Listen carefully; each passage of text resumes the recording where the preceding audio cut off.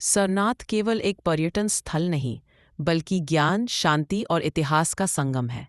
जो भी छात्र यहाँ आता है, वह एक नई सोच लेकर लौटता है कि जीवन को करुणा, सत्य और संयम के साथ जीना ही सबसे बड़ा धर्म है।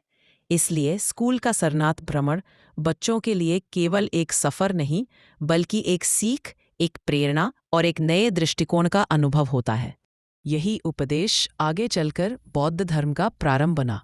इस प्रकार सरनाथ केवल एक स्थान नहीं, बल्कि ज्ञान का उद्गम स्थल है। अशोक स्तंभ की कथा जब बौद्ध धर्म पूरे भारत में फैलने लगा, तब महान सम्राट अशोक सरनाथ आए। यहाँ की पवित्रता से प्रभावित होकर उन्होंने अशोक स्तंभ का निर्माण कराया। इस स्तंभ का शीर्ष, सिंह स्तंभ, आज हमारे भारत का राष्ट्रीय प्रतीक है।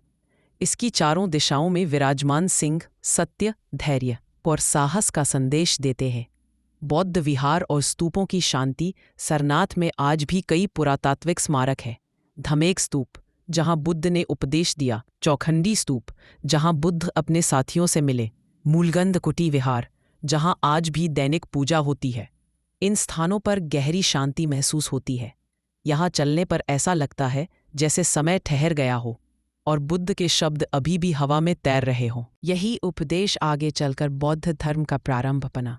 इस प्रकार सरनाथ केवल एक स्थान नहीं, बल्कि ज्ञान का उद्गम स्थल है। अशोक स्तंभ की कथा जब बौद्ध धर्म पूरे भारत में फैलने लगा, तब महान सम्राट अशोक सरनाथ आए। यहाँ की पवित्रता से प्रभावित होकर उन्होंने अशोक स्तंभ का निर्माण कराया। इस स्तंभ का शीर्ष, सिंह स्तंभ, आज हमारे भारत का राष्ट्रीय प्रतीक है। इसकी चारों दिशाओं में विराजमान सिंह सत्य, धैर्य और साहस का संदेश देते हैं। बौद्ध विहार और स्तूपों की शांति। सरनाथ में आज भी कई पुरातात्विक स्मारक हैं। धमेक स्तूप, जहां बुद्ध ने उपदेश दिया। चौखंडी स्तूप, जहां बुद्ध अपने साथियों से मिले। मूलगंधकुटी विहार, जहां आज भी दैनिक पूजा होती है। इन स्थानों पर गहरी शांति महसूस होती है।